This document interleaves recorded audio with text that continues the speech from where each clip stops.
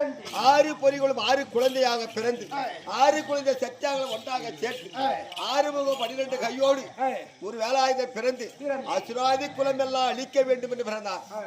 அப்போது உன் அண்ணன்மார்கள் சூரன், சூரபத்மன், பாடுகோபன், சிங்கமுகன், தரணியன் இப்படி எல்லாவற்ற பேர்களும் முருகனுக்கு அடிமையாகி போய்விட்டார்கள்.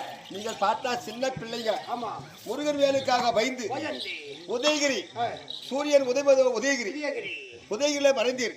அப்ப சின்ன குழந்தை இப்படி ஒரு பராக்கிரம் என்ன, வீரம் என்ன, திறமை என்ன, ஒரு கீர்த்தி என்ன, அப்பேற்பட்ட பெரிய பிள்ளையா இருந்து அந்த முருகனை சின்ன பையன் குச்சிவேல் பிடித்தவன் கோமல ஆண்டி அவனுக்கு எனக்கு பிடிக்கிறதே இல்லை.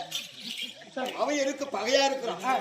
ஒரு சின்ன மாம்பழம் சின்ன மாங்கடிக்காக என்மேல் கோபித்து மயிலமலை சென்றிருக்கிறான். அவனுக்கு எனக்கு சரியான விரோதம். அவனை நீ கொல்ல வேண்டும். அவனை நீ கொல்ல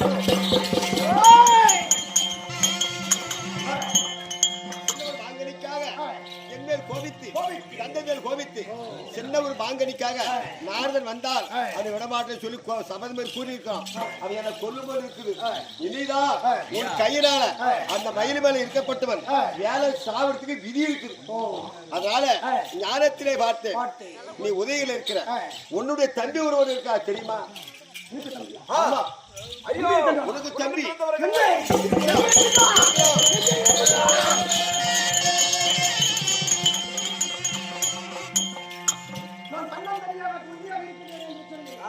அடங்கிக் கொண்டிருந்து என் தம்பி இருக்கிறான் என்று சொல்கிறாயே, எங்க இருக்கின்றான் தம்பி?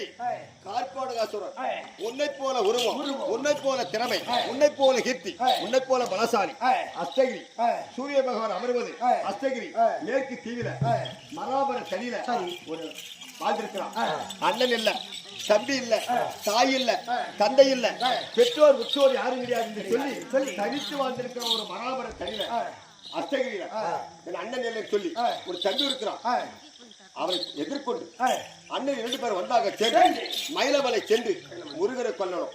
ஆனால் முருகனை சதுசாரமா கொல்ல முடியாது. 6 முகம் 12 கையோடு பிறந்தவன். அவனை தாய் வயிற்றில பிறக்கல, தீப்பொறியால் பிறந்தவன். சரி, அவனை கொல்ல வேண்டும். ஆனால் கைலமலை சென்று 4 மையரும் காணாத 2011 நேத்திரம் படைத்த சிவபெருமானிடத்துல தவறு செய்து வரவாங்கணும். கைலமலை சென்று தவங்களை செய்து வரங்களை வாங்க வேண்டும். எப்பேற்பட்ட வரும்? என்ன வர வாங்குவாங்க? சாகாத வரும், சாகாத வரும், வியாகாத உடல், அஞ்சாத நெஞ்சம், அழியாத செல்வம், இப்படி 4 வரத்தை பெற்று யார் ஒருவர்